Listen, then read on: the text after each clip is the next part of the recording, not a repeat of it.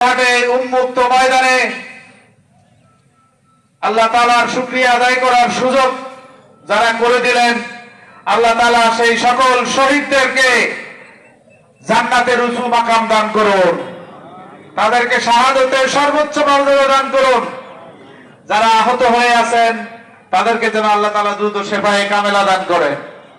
সম্মানিত ভাইরা, আমরা 15.5 বছর যে নির্যাতন সহ্য করেছি, এই শ্রীরামপুরে বিএনপির এক ভাইয়ের মেয়ের বিয়েতে আওয়ামী লীগকে দাওয়াত দেওয়া হয়নি বিদায় তার পাতিলের খাবার টাবার সবকিছু নিয়ে যে তার অনুষ্ঠানটাকে বন্ধ করে দিয়েছে।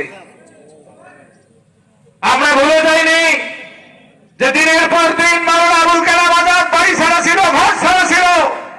আমরা ভুলে যাইনি আমার কাউরাবাড়ির লোকেরা লালমনিরহাট থেকে কাউরাবাড়ি পর্যন্ত আপ ডাউন করতে তার জমি বিক্রি করতে হয়েছে, দোকান বিক্রি করতে হয়েছে, পেটের চাউল বিক্রি করে মামলার খরচ চালিয়েছে।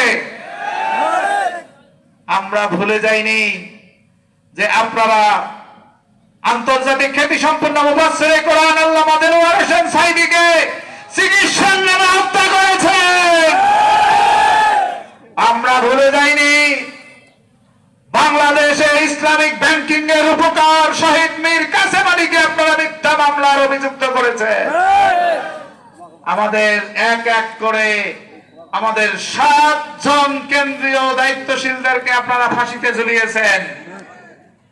আমরা কেন্দ্রীয় আমিরের আনুগত্যের কারণে আমরা আওয়ামী লীগ ভাইদেরকে ক্ষমা করতে চাই, তবে তাদেরকে না, যারা আমার ভাইদের সাথে জুলুম করেছিল, যারা অন্যায় জমি দখল করেছিল, যারা আমার ভাইদের নামে মামলা দিয়েছিল, যারা আমাদের ভাইদের না রাতের ঘুম হারাম করেছিল, তাদের বিচার এই বাংলার মাটিতে হবে ইনশাআল্লাহ।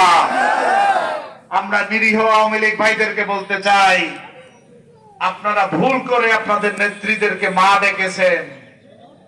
আপনাদের নেত্রী